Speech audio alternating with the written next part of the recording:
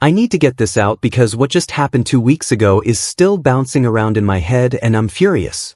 My wife Miranda's family has always looked down on me, but I never thought they'd actually pull something like this. Spoiler alert, they did. And it backfired in ways they're still trying to process. Let me back up. I've been married to Miranda for 3 years. We met at a community event 5 years ago, and honestly, things moved fast. She was nice enough at first, and I thought we had something real. Her family, though, different story. From day one, they made it clear I wasn't their first choice or their 10th choice, but Miranda seemed to push back against them, so I figured we were on the same team. I work in warehouse logistics making $38,000 a year. Not great, but it's honest work. And I've been there 7 years with steady employment. I drive a 2006 Corolla that runs fine, but has a cracked windshield. I haven't bothered fixing because it doesn't affect the safety inspection. And I had other priorities. I don't have a college degree and I'm not on LinkedIn because I'm not looking for a new job and I don't care about professional networking. Miranda's family is what you'd call comfortable. Her dad, David, runs some kind of consulting business. Her mom, Helen, doesn't work. They live in a nice house in a suburb with HOA fees and perfect lawns. Her brother, Braden, is in finance and never shuts up about his portfolio. Her sister, Brinley, married a guy who owns 3 car dealerships. They're the kind of people who talk about property values at Thanksgiving and compare their kids' test scores. I'm the kind of person who clocks in, does my job, clocks out, and doesn't think work defines my worth. We were never going to see eye to eye. The thing is, I've known for about 2 years that something was off with Miranda. Little things at first. She started spending more time with her family, less time with me. She'd go to her parents' house for dinner, 3-4 times a week, and come home late. She stopped asking me to come along, which I didn't mind at first because those dinners were torture anyway. Her mom would make passive-aggressive comments about my job. Her dad would ask when I planned to go back to school. Braden would talk about his bonuses. But then Miranda started being weird about her phone, angling it away from me, taking calls in the other room, getting texts at odd hours. I'm not an idiot. About 18 months ago, I started paying closer attention. I didn't go through her phone or hire a private investigator like some people suggested when I posted about the early warning signs on another forum. Just watched. I noticed patterns. Every Tuesday, she had book club but came home smelling like cologne. Every other Saturday, she had brunch with Brinley, but Brinley posted Instagram stories of her at home with her kids. Miranda started dressing nicer for these family dinners, doing her makeup more carefully, and she started talking about money constantly, how much we had in our joint account, what my retirement looked like, whether I'd ever inherit anything from my parents. That last one pissed me off because my parents are alive and healthy and not wealthy. But sure, let's talk about their theoretical death money. I started documenting timelines not because I wanted to catch her, but because I wanted to know what I was dealing with before I made any decisions. I'm methodical like that. It's why I'm good at my warehouse job, even if it doesn't pay great. I kept a simple list on my phone of when she said she'd be somewhere versus when she actually came home. Discrepancies in her stories, changes in her behavior, nothing crazy, just facts and dates. I also started separating my finances. We had a joint account for bills and rent, but I opened my own account and started directing my paycheck there, only transferring what we needed for shared expenses. She never noticed. Why would she? She'd stopped paying attention to me months before. Then 3 weeks ago, I got a text from David, Miranda's dad. We don't text. We barely speak at family events. The message said they were having a family dinner on Saturday, and it was important that I attend. Not a request, not an invitation with any warmth, just a flat statement that I needed to be there. Miranda didn't mention it when she got home that night. I asked her about Saturday and she said, "Oh, yeah, family dinner."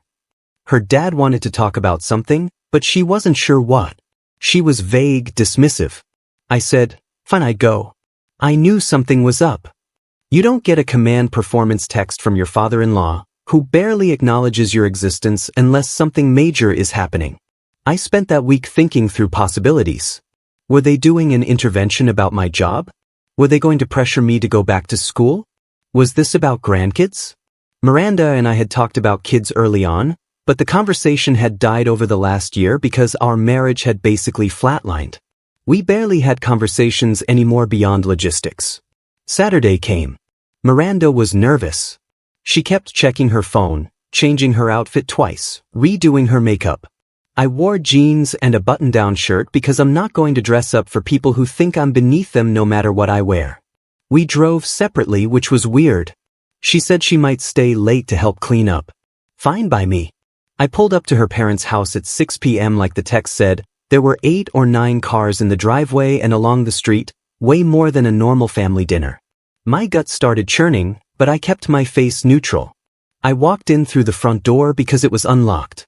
I stepped into the dining room and 15 people were sitting around their extended table just staring at me, not eating, not talking, just sitting there in complete silence, looking at me like I'd walked into an ambush because I had. David was at the head of the table.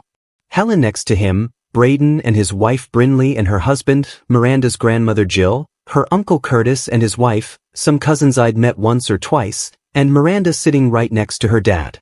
This weird little smile on her face, not a reassuring smile, a smile like she was watching something she'd been looking forward to. David stood up. He cleared his throat and gestured to an empty chair at the far end of the table opposite him. He told me to sit down.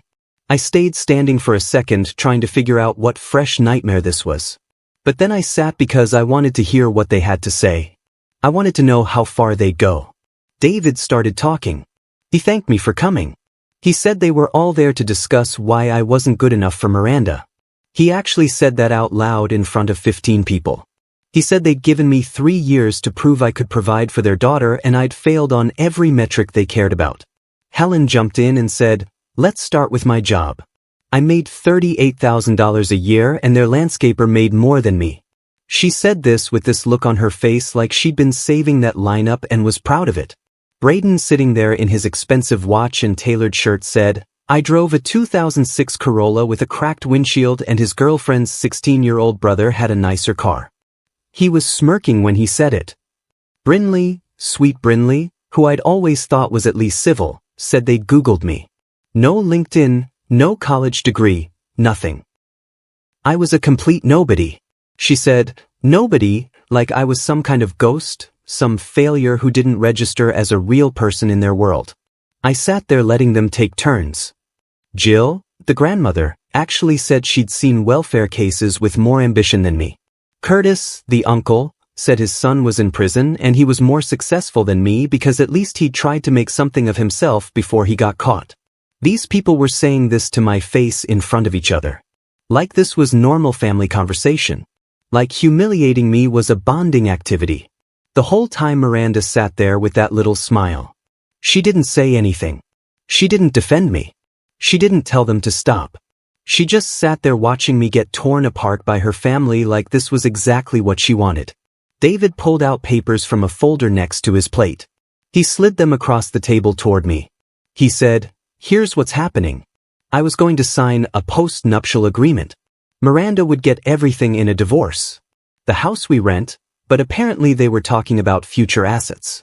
Any savings, any inheritance I might ever get. I would get $5,000 in a bus ticket." He said bus ticket like it was a punchline, like I was some kind of drifter who needed to be run out of town. He said I could sign now or Miranda would file for divorce tomorrow and I'd get nothing because they had lawyers and resources and I had a 2006 Corolla with a cracked windshield. Helen said I should be grateful they were offering me anything at all. Braden said this was more than generous considering I'd wasted 3 years of Miranda's prime childbearing years. They kept talking. They kept listing my failures, my job, my car, my lack of education, my lack of ambition, my family background, working class, not connected, nobody important, my appearance. I'm average height, average build, nothing special. My hobbies, I don't really have hobbies. I work and come home and that's it. They were picking apart my entire existence like I was a problem that needed to be solved by removing me from their daughter's life. And Miranda just sat there smiling. I let them finish. I let them say everything they wanted to say. I let them think they had me cornered and humiliated and beaten down. Then I reached into my jacket pocket and pulled out my own papers. I'd been carrying them for 6 months, waiting for the right moment. I guess this was it. I put the papers on the table in front of me. I said before I sign anything, they should all read these first. I slid them toward David. His hands started shaking when he picked them up. Actually shaking. He read the first page and his face went white. Helen leaned over to see what he was reading and she made this little noise like air being let out of a tire. Braden grabbed the papers next and his smirk disappeared completely. I sat back in my chair and waited. This was going to be fun. Update 1. Okay, so the comments on my last post were insane. Thank you to everyone who told me to stand my ground and not let these people walk all over me. Shout out to the person who said my father-in-law's hands shaking was the best mental image they'd had all week. You're not wrong. It was pretty satisfying to watch. But if you thought that dinner was the end of it, buckle up because this story is nowhere near over. So there I was, sitting at the end of that table with 15 pairs of eyes on me, watching David's hands shake as he read my papers. Helen grabbed them from him, and her face went from smug to confused to angry in about 10 seconds. Braden snatched them next and started flipping through pages faster and faster, and I could see him trying to process what he was reading. The papers made their way around the table and the whole room just went completely silent except for the sound of pages turning. What were the papers? Glad you asked because I've been planning this for months and I was so ready for this moment. First page was divorce papers. I filed 3 weeks ago. Didn't tell Miranda. Didn't tell anyone. Just went to a lawyer, paid the filing fee with money from my separate account that Miranda didn't know existed and started the process. In our state, you can file for divorce without the other person's consent or knowledge. They get served eventually, but I was holding on to my copies, waiting for the right time to drop them. This dinner seemed pretty perfect. Second section was a timeline. 18 months of documentation. Every Tuesday, Miranda said she had book club. I had the dates and times she actually came home. Every Saturday, she said she was with Brinley. I had screenshots of Brinley's Instagram stories showing she was somewhere else. Every suspicious text, every weird phone call, every time she angled her phone away from me. I didn't have concrete proof of cheating because I never went through her phone or followed her. But I had enough circumstantial evidence that any divorce lawyer would have a field day with it. The pattern was clear. She was spending time somewhere else with someone else and lying about it constantly. Third section was the financial documents. 6 months ago, I opened my own bank account and started directing my paycheck there. I kept transferring exactly half of our shared bills to the joint account down to the penny. So, she never noticed, but I had statements showing I'd moved about $8,000 of my own money out of her reach. Not a lot, but enough that she couldn't claim I'd abandoned financial responsibility. I'd also removed myself as an authorized user from 2 credit cards she'd opened in both our names without asking me. Found out about those when I checked my credit report. She'd racked up about $4,000 in charges. My lawyer said because I removed my authorization before the divorce filing, I wasn't liable for that debt. Fourth section was the real kicker. Rental agreement for our apartment. We split rent 50 even though I made way less than her and the lease was in both our names. But here's the thing about leases. You can request to be removed if you provide proper documentation of separation. I'd already contacted our landlord, explained the situation, provided a copy of the divorce filing, and requested my name be removed. Landlord approved it pending Miranda's agreement or a court order. I had the letter right there in the packet. If she didn't agree to remove me from the lease, I'd take it to court. And either way, I was getting off that lease and she'd be responsible for full rent or finding a new place. David finished reading and looked up at me. He asked what I thought I was doing. I told him I was protecting myself from a family that clearly had no respect for me and a wife who'd been lying to me for over a year. Miranda finally spoke. First thing she'd said all night, she said I was being ridiculous. She hadn't done anything wrong. I was paranoid and controlling. She said the book club was real and I was just too insecure to believe her. She said her family was trying to help me and I was throwing it back in their faces. She actually tried to spin this whole ambush dinner as them trying to help me like they were doing me a favor by telling me I was worthless. I asked her to explain the Brinley situation then. All those Saturdays she was supposedly with her sister while Brinley was posting pictures at home. Miranda said Brinley left early, or she went to Brinley's house after brunch ended, or I was misremembering which Saturdays. She was scrambling. Brinley jumped in and said, yeah, sometimes she left before Brinley posted pictures or she came over later, lying for her sister right there in front of everyone. The family was circling wagons. Helen said I was being manipulative by filing for divorce without discussing it with Miranda first. I pointed out that's exactly what they were trying to do with their postnup. Trapped me in a corner and forced me to sign something without any discussion or negotiation. She said that was different because they were protecting their daughter. I said I was protecting myself from people who thought I was disposable. Braden started in on the financials. He said removing myself from the credit cards was financial abuse. Taking my own money out of the joint account was theft. I laughed. Actually laughed in his face. I told him to go ahead and report me for theft of my own paychecks. My lawyer already reviewed everything and confirmed it was legal. I'd been depositing my full share of bills every single month. I had records. If anything, Miranda opening credit cards in both our names without my knowledge was closer to fraud than what I did. Curtis, the uncle with the son in prison, said I was making a huge mistake. David and Helen had connections, lawyers, resources. They would bury me in legal fees until I gave up and gave Miranda whatever she wanted. I said, that's fine. They could try. My lawyer was working on contingency based on Miranda's behavior and her family's harassment, which was documented in my timeline. Also, wasn't it interesting that they'd planned this entire dinner to humiliate me into signing away my rights? That showed intent. That showed this wasn't about concern for their daughter. It was about control. That's when things got really heated. David stood up and said, I had no idea who I was messing with. He built his consulting business from nothing, and he knew how to handle people like me.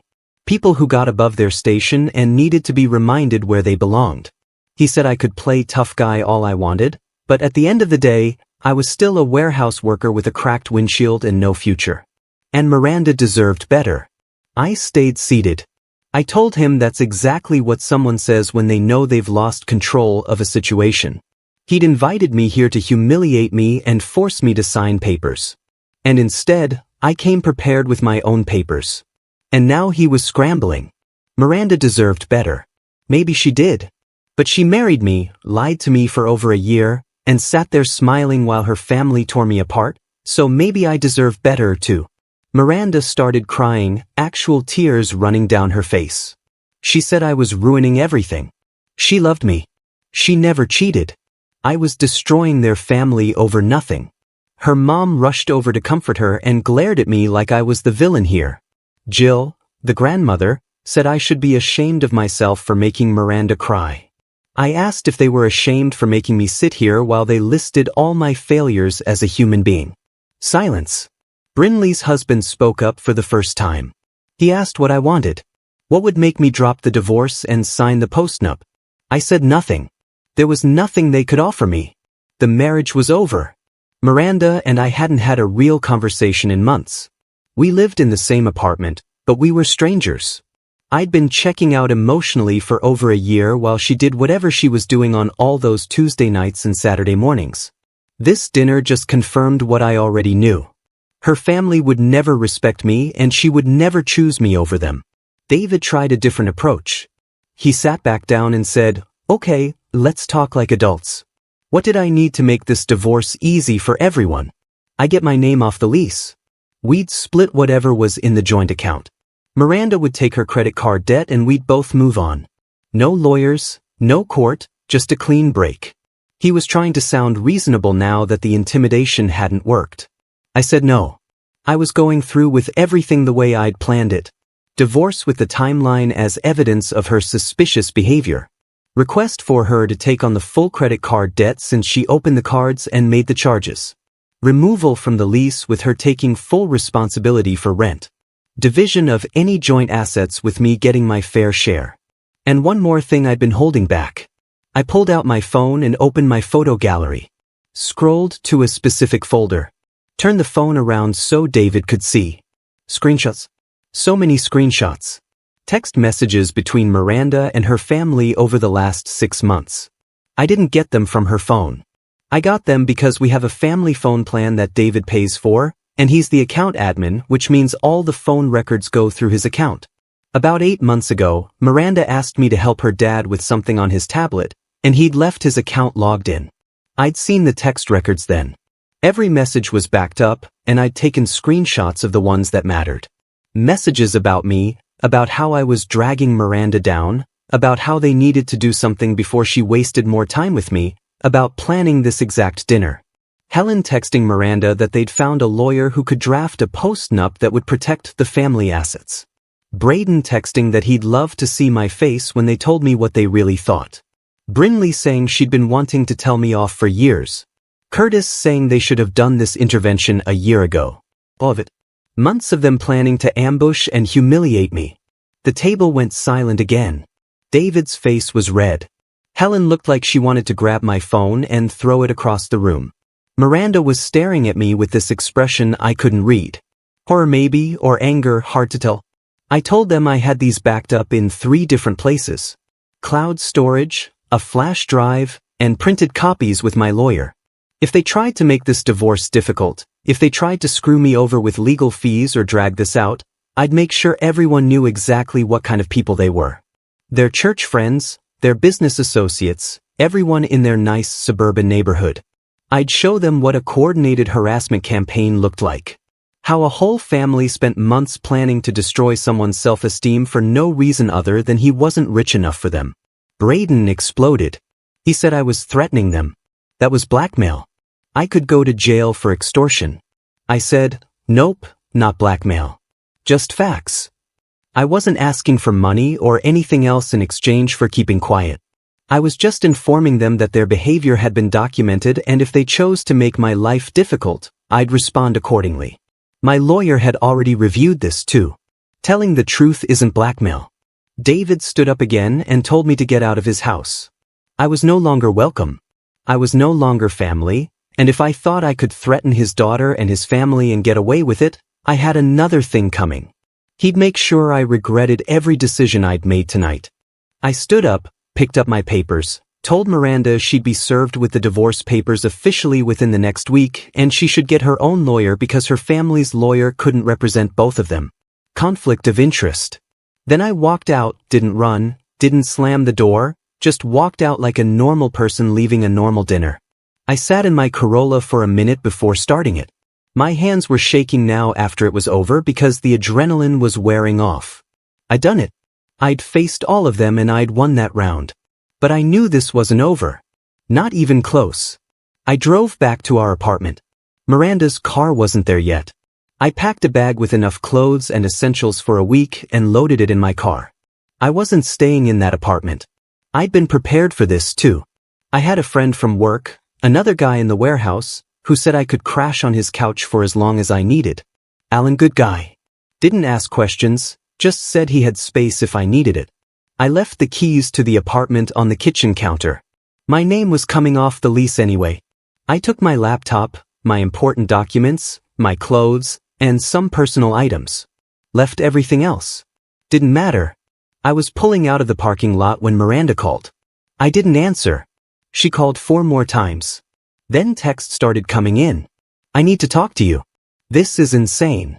Come back to the apartment. We can work this out. You're making a huge mistake. My family is furious and you need to fix this. That last one made me laugh. I needed to fix this. I wasn't the one who planned an ambush dinner. I'm at Alan's place now. It's been a week and a half since the dinner. Miranda has called me 37 times. I counted. I've answered exactly 0. She sent probably 60 texts. Her family has started reaching out too. Brinley sent me a long message about how I'm tearing the family apart and Miranda is devastated and I need to think about what I'm doing. Braden sent me a text saying I'm going to regret threatening them. Helen sent me a message saying she wants to talk, just her and me, to work out a compromise. David hasn't reached out directly, but Miranda keeps saying he wants to meet with me and my lawyer to discuss terms. Terms like this is a negotiation, like they get to set the parameters after what they did. My lawyer says the divorce should be straightforward since we don't have kids and limited shared assets, but it could take a few months to finalize. The landlord agreed to remove my name from the lease effective next month as long as Miranda signs the updated agreement or the court orders it. She hasn't signed yet. She's stalling. My lawyer says that's common. People stall when they don't want to accept reality. Here's the new problem, though, and this is what I need advice on because it's getting complicated. Miranda showed up at my work 2 days ago. Just walked right into the warehouse during my shift. Security stopped her, but she was yelling my name across the floor. My supervisor had to get involved. She was screaming that I abandoned her. I left her with all the bills. She can't afford the rent on her own, and I'm forcing her into homelessness. Making a scene. I ended up having to leave the floor and talk to her in the parking lot just to get her to leave. She said her family is cutting her off financially unless I come back and work things out. David and Helen are furious that she let this situation get so out of control. They blame her for not keeping me in line. Those were her words, keeping me in line like I'm a dog that needs training. She said if I don't drop the divorce, her family will disown her. She'll lose her support system and she'll have nothing. She was crying again, begging me to reconsider. I told her she should have thought about that before sitting there smiling while her family destroyed me. She said she didn't know they were going to be that harsh. She thought they were just going to talk to me about being more ambitious. She didn't know about the post-nup until that night. She didn't know they'd been planning it for months. I called bull. The text messages proved she was part of the planning. She said those were taken out of context. Then she said something that made my blood run hot. She said if I don't drop the divorce and come back, she'll tell people I was abusive, that I controlled her finances, that I isolated her from her family, that she's afraid of me. She'd make sure everyone knew what kind of person I really was. I recorded that conversation on my phone. I started recording as soon as I walked out to the parking lot because I had a feeling she'd say something I'd need later. Got the whole thing, the threats, the manipulation, all of it. I told her to leave and not come back to my workplace or I'd file for a restraining order for harassment. She left, but she's not done. None of them are done. So, that's where I am now. Divorce in progress. Living on a friend's couch. Wife threatening to accuse me of abuse if I don't come back. Her family probably plotting their next move. And I'm just trying to get through each day without losing my mind. Reddit. What do I do about Miranda threatening false accusations? My lawyer says document everything and don't engage. But this feels like it's escalating fast. Update 2. Quick update for everyone who's been following this mess. First, thank you to everyone who told me to save that recording of Miranda threatening me. I've got it backed up in like 5 different places now, and my lawyer has a copy. Some of you asked why I didn't just block Miranda and her family. Valid question. My lawyer said not to block anyone yet because we need to document their harassment for the divorce proceedings. Every text, every call, every attempt at contact shows the pattern of behavior. So, I'm letting them keep digging their own graves. Things have gotten complicated in the 3 weeks since my last update. And I mean complicated in ways I didn't see coming. Even though I should have known this family wouldn't just accept defeat and move on. First thing that happened was the apartment situation exploded. Miranda refused to sign the lease modification that would remove my name. My lawyer said, fine, we'll get a court order, but that takes time. Meanwhile, I'm still technically on the lease, which means I'm still technically liable for half the rent even though I'm not living there. I kept paying my half into the joint account for bills like I'd been doing. But then Miranda drained the entire joint account, just emptied it, about $1,200 that was supposed to cover rent and utilities. My lawyer said that's technically not illegal since it was a joint account. And she had equal access, but it screwed me over because now the rent check bounced and the landlord is coming after both of us. I had to pay the full rent out of my separate account to avoid eviction proceedings that would trash my credit. $1,850 for an apartment I'm not even living in. Miranda's been staying there, but she's apparently not paying anything. When I confronted her about it through text, she said she doesn't have the money because her family cut her off like she warned me they would. She said, this is my fault for filing for divorce, and now she can't afford to live. She asked if I was happy that I'd made her destitute. I told her to get a job. She works part-time at her sister's husband's car dealership, doing administrative stuff, maybe 15 hours a week, making probably $12 an hour. It's not real work to her. It's just something to do. She's always relied on her family money and my income to cover everything else now that I'm not paying for her lifestyle and her family isn't supplementing it. She's actually having to face reality. She didn't like that response. She said I was being cruel and heartless and she couldn't believe I'd become this person. Here's where it gets messy. Braden showed up at Alan's apartment where I've been staying. I don't know how he found out where Alan lives. I didn't tell anyone in Miranda's family where I was staying specifically. Alan thinks Miranda might have followed me from work one day and figured it out. Either way, Braden knocked on the door on a Thursday evening around 7 o'clock. Alan answered and Braden asked to speak to me. Alan is a solid guy, told Braden I wasn't interested in talking to him, but I heard the commotion and came to the door anyway because I wanted to hear what he had to say. Braden was standing there in his business casual outfit looking like he'd come straight from his finance job. He said we needed to talk man-to-man without lawyers, without family drama, just the two of us. Alan stayed in the doorway, but let me step outside onto the porch. I wasn't inviting Braden inside, and he wasn't getting past Alan anyway. Braden started with the reasonable approach. He said, "Look, this whole situation got out of hand. The family dinner was a bad idea, and they handled it wrong." He personally thought I was overreacting, but he could understand why I got upset. He said David and Helen were willing to apologize if I dropped the divorce and came back. They'd help me and Miranda find a better place to live. Maybe help with a car payment so I could get something newer than the Corolla. They'd stop commenting on my job and my education.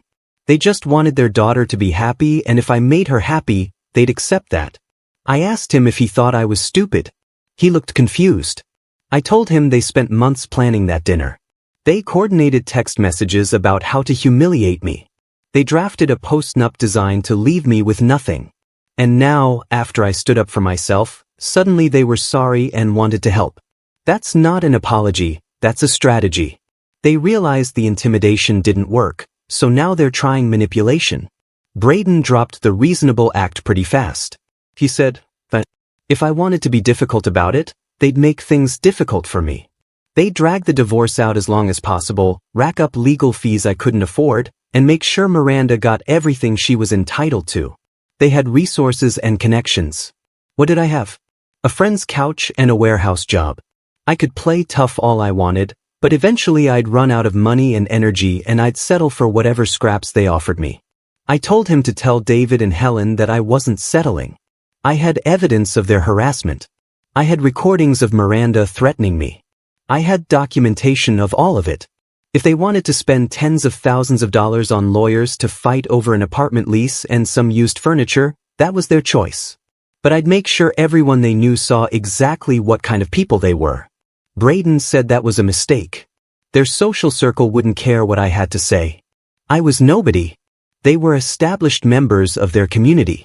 Who would people believe? A successful business owner and his family, or a warehouse worker with a grudge? I asked him if he was really that confident about it because all I had to do was send those text message screenshots to a few key people and let them draw their own conclusions. People love drama. People love seeing wealthy families turn out to be garbage humans. He left after that. Told me I'd regret making an enemy of his family. I went back inside and Alan asked if I was okay. I said, "Yeah, just more of the same intimidation tactics." Alan said I could stay as long as I needed and not to worry about Braden showing up again. He'd make sure of it. Good guy, Alan. 2 days after Braden's visit, I got served with papers, not the divorce papers. Those were still processing. These were from Miranda's new lawyer. She was suing me for spousal support during the separation. She claimed I'd abandoned her financially and she couldn't maintain her standard of living without my income. She wanted $800 a month in temporary support until the divorce was finalized. $800 from my $38,000 a year salary while she was living rent-free in an apartment I was still paying for. My lawyer laughed when I showed him the filing. Actually laughed. He said there was no way a judge would grant that given our financial situation and the fact that Miranda was capable of working full-time, but chose not to. We'd fight it and probably win, but it meant more legal fees and more time in court. More of my money and energy spent on this nightmare. Then the landlord got involved in a way I wasn't expecting. He sent both me and Miranda a letter saying he was tired of the drama. The bounced rent check, the lease dispute, me not living there but still on the lease. He said if we didn't sort this out within 30 days, he was going to start eviction proceedings against both of us and keep the security deposit to cover his hassle and lost time. $1,000 security deposit down the drain. I told my lawyer and he said we needed to push for an emergency hearing to get my name off the lease and force Miranda to either take over the full rent or move out. But emergency hearings aren't actually that fast. We're looking at maybe 3 weeks if we're lucky. Meanwhile, I'm hemorrhaging money paying for an apartment I don't live in and potentially facing eviction on my record if Miranda doesn't cooperate. Miranda has been texting me constantly about the eviction threat. She's panicking. She can't afford the rent on her own and her family won't help her. She keeps saying I need to come back. We can work this out. She'll be a better wife. She'll stand up to her family more. She'll make sure they respect me.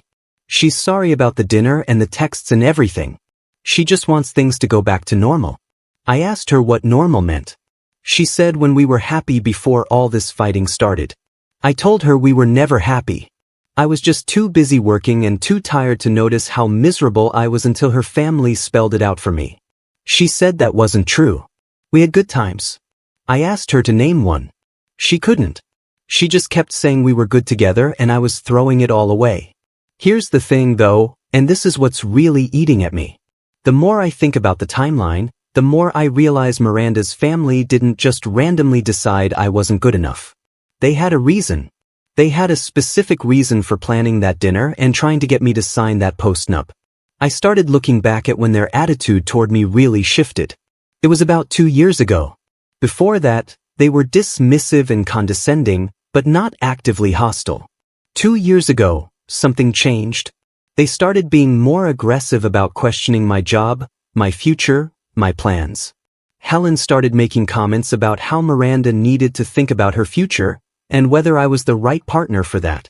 David started asking me pointed questions about my salary and my retirement account. I asked Miranda about this during one of our text arguments. What happened 2 years ago that made her family go from general disapproval to active campaign to get rid of me? She said nothing happened.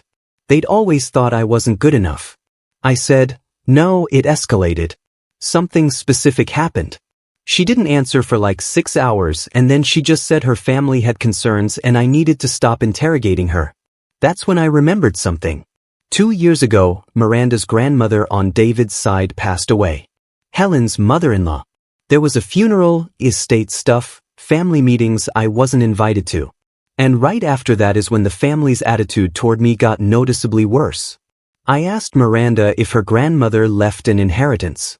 She said that was private family business. I said, we're married. It's not private from me. She said, yes, there was an inheritance, but it went to the family, not to her specifically. I looked up inheritance laws in our state. Anything inherited during a marriage is generally considered separate property, not marital property, unless it gets commingled with marital assets. If Miranda received a direct inheritance and kept it separate, I'd have no claim to it in a divorce. But if she deposited it in our joint account or used it for joint expenses, it might become marital property. I checked our old joint account statements from 2 years ago. There was a deposit of $85,000. In October 2 years ago, $85,000. Description said estate settlement. It sat in the account for about 2 months and then got moved somewhere else. I don't know where because that account doesn't show external transfers, but for 2 months that money was in our joint account, commingled. That's why they panicked. That's why they planned the ambush dinner. They were afraid I'd figure out about the inheritance and go after it in the divorce. That's why the postnup was so aggressive. They wanted to make sure I couldn't touch any family money, including any inheritance Miranda might have received or might receive in the future. I sent this theory to my lawyer. He said it was worth investigating. If Miranda received an inheritance and it was temporarily in our joint account, there might be an argument that it became marital property or at least partially marital property. He said he'd issue a discovery request for all of Miranda's financial records, including any inheritance documentation. When Miranda found out about the discovery request, She lost it. She called me 17 times in one day. She left voicemails screaming about how I was trying to steal her grandmother's money. How I was proving her family right about what kind of person I was. How I had no right to family money that had nothing to do with me. I didn't answer any of the calls. I let her spiral. Then Helen called me. First time she tried to contact me directly since the dinner. She said we needed to meet and discuss the situation before it got more out of control.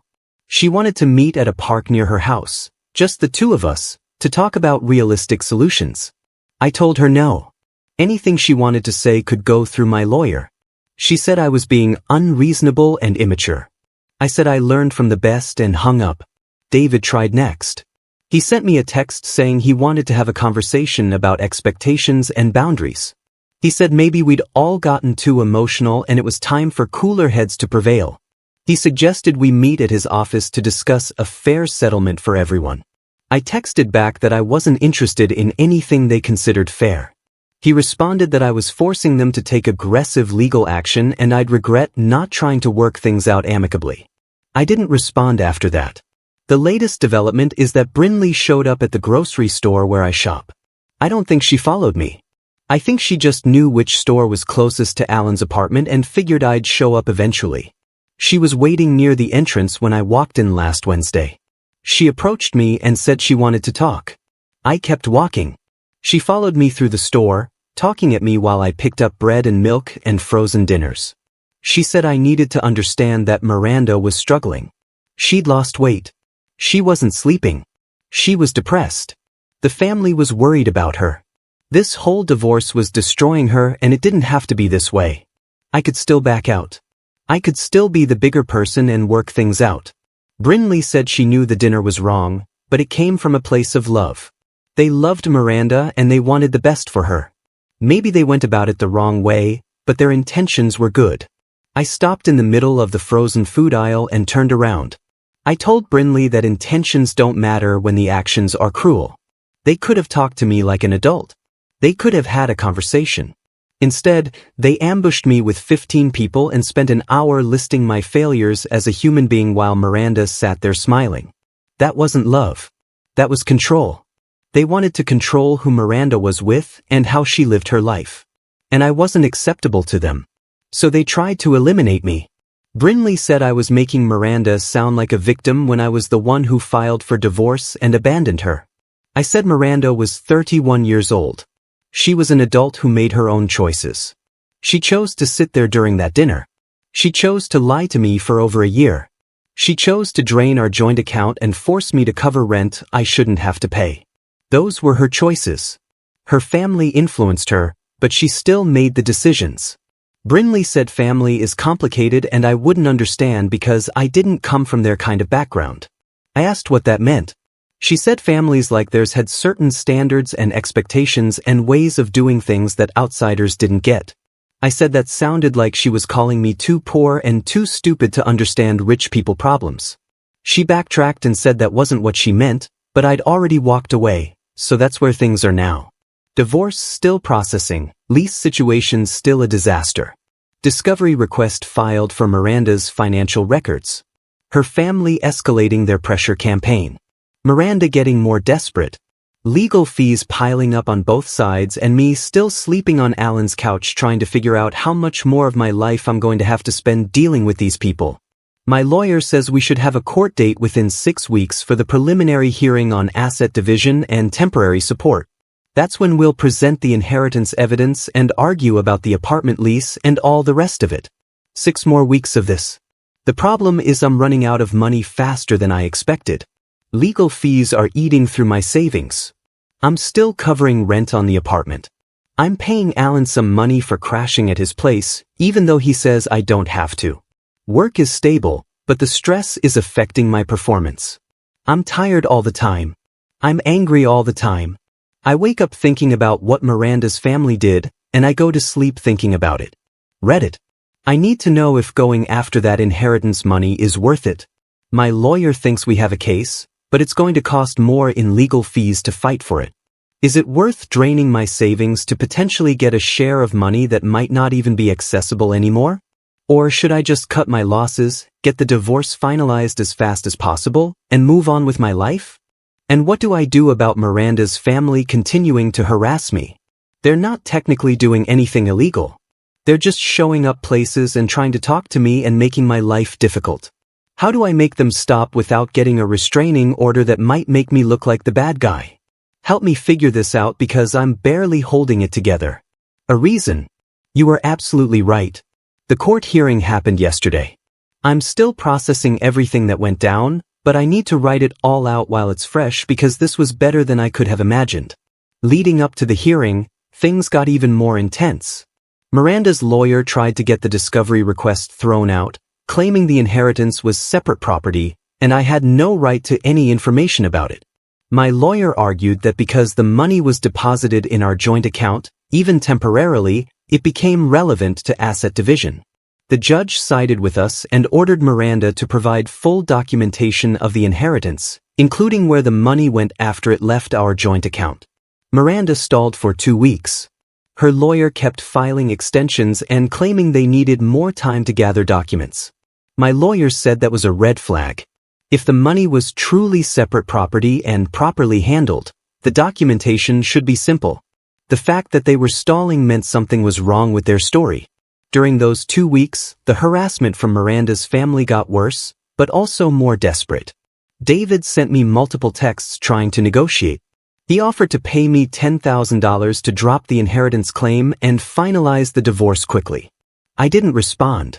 Then he offered $15,000, then $20,000. When each offer came within a few days of the last one, my lawyer said the escalating offers meant they were panicking. If the inheritance was properly protected, they wouldn't be trying to buy me off. Helen showed up at my workplace again. Security stopped her this time before she got to the warehouse floor, but she was in the parking lot when my shift ended. She approached me and said we needed to talk about Miranda's well-being. She said Miranda was falling apart, barely eating, not functioning. The family was worried she might hurt herself if this divorce continued to drag out. Helen said I needed to think about what I was doing to her daughter. I told Helen that Miranda was a grown adult responsible for her own choices and her own mental health. If she was struggling, her family should get her actual help instead of using her well-being as a manipulation tactic against me. Helen said I was being heartless. I said I learned from the best and walked to my car. She followed me, still talking about how I was destroying their family and I'd regret not trying to work things out. I got in my car and drove away while she was mid-sentence. The weekend before the hearing, Braden sent me a long text. He said the family was willing to make one final offer. They'd pay off my car, give me $25,000 cash, help me get a better apartment, and make sure the divorce was finalized within 30 days with no further legal action. All I had to do was sign a settlement agreement stating I had no claim to any inheritance money, and I wouldn't discuss the family or the divorce with anyone outside of necessary legal proceedings. Basically, they wanted to buy my silence and my cooperation. I showed the text to my lawyer. He said $25,000 was significant money, but if the inheritance claim was as strong as we thought, I might be entitled to considerably more than that. He said it was my choice, but the fact that they were now offering serious money meant we were probably on the right track. I told him to proceed with the hearing. I wasn't taking their settlement. I wanted to see them squirm in court. The hearing was set for Wednesday morning at 9 a.m. I showed up with my lawyer. Miranda was there with her lawyer. David, Helen, and Braden were sitting in the gallery behind Miranda's table. They all looked tense. Miranda looked terrible. She definitely lost weight. She looked exhausted. Part of me almost felt bad for her, but then I remembered her sitting at that dinner table smiling while her family destroyed me. The judge called us to order and asked Miranda's lawyer to present the inheritance documentation. The lawyer handed over a folder. The judge reviewed it for a few minutes and then asked some questions. When did Miranda receive the inheritance? How much was it? Where was it deposited? Where did it go after that? Miranda's lawyer confirmed that Miranda received $85,000 from her grandmother's estate in October 2nd years ago.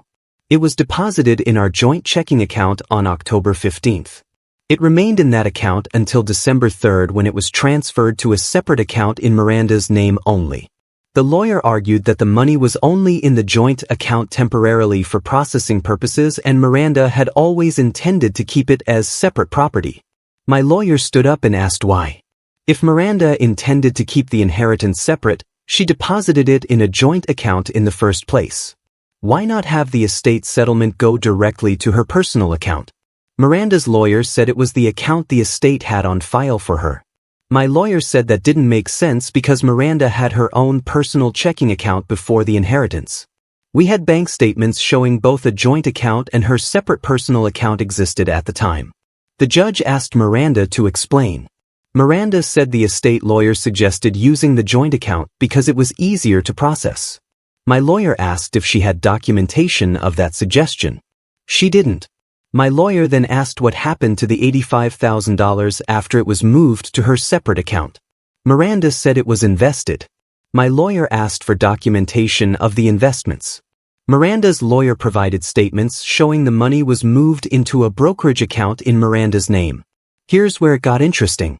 My lawyer pointed out that according to the brokerage statements, only $60,000 was invested.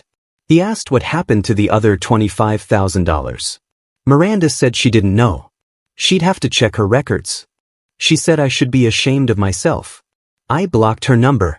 David sent me a text saying they're liquidating some assets to pay the judgment because they don't want it hanging over them. He said I should be happy that I've taken food out of their mouths and caused them financial hardship. He said Miranda might have to move back in with them because she can't afford rent on her own. I blocked his number too. Braden sent me a message saying I'm everything they thought I was. A leech who married into a family for money and took advantage of their generosity. He said karma would catch up with me. I blocked him too. The only person I haven't blocked is Miranda because my lawyer said to keep the line of communication open in case she tries to negotiate the payment. But I'm not responding to her emotional manipulation. If she wants to talk about payment arrangements, she can go through her lawyer. Here's what I've learned through all this. That family ambush dinner wasn't about me not being good enough. It was never about my job or my car or my education. It was about control and money. They knew Miranda had received a significant inheritance. They knew she'd handled it poorly by putting it in our joint account. They knew that if I ever found out and we got divorced, I might have a claim to some of it. So, they tried to intimidate me into signing a postnup that would protect everything, including that inheritance. They tried to make me feel so worthless and small that I'd take their $5,000 in their bus ticket and just disappear. But I didn't. I stood up for myself. I documented everything. I found the leverage. I used the legal system the same way they tried to use it against me. And I won. The $32,150 I'm getting is more than I make in a year. It's going to change my situation completely. I can move into my own place. I can fix the windshield on my Corolla or maybe even get a better car. I can build up my savings. I can stop sleeping on Alan's couch, though he's been great about it. Miranda's family lost $34,000 they were trying to protect. They lost control of the situation. They lost the power dynamic they'd had over me. David and Helen might have to liquidate assets to pay the judgment. Miranda has to pay rent on her own or move back in with her parents at age 31. Their plan to get rid of me backfired in the most expensive way possible. I'm not going to lie and say I feel good about any of this. I'm angry. I'm tired. I'm frustrated that I had to spend months of my life fighting people who should have just left me alone. But I'm also satisfied. They thought I was nothing. They thought I'd roll over. They thought they could humiliate me into submission. They invited me to that family dinner to tell me I wasn't good enough. I walked out with papers that proved they were the ones who weren't good enough. They tried to take everything from me. I ended up taking from them. That's it. That's the story. Thanks for following along and for all the support. For anyone dealing with something similar, document everything. Know your rights and don't let people treat you like you're disposable just because they think they're better than.